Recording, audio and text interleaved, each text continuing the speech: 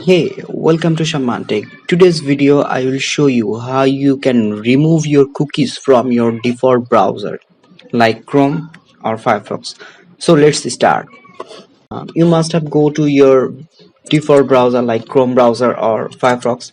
At first I go to Chrome browser and you must have go to your browser setting. Go to your browser setting and you can see that the interface of the browser setting, Chrome browser setting, and you can see that privacy and security option. Go to privacy and security option and you can see that the clear browser data, and you also see that the cookies and other site data.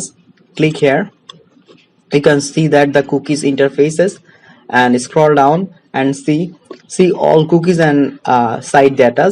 Click here, you can see that there is no cookies. Those who are used Firefox browser, so let's for them go to your Firefox browser.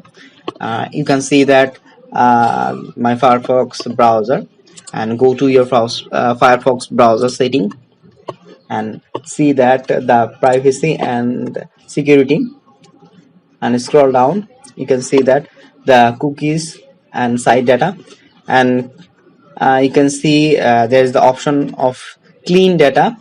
So I can see here is my cookies data and clear, and you can see that the option that clear all cookie site data and clear now.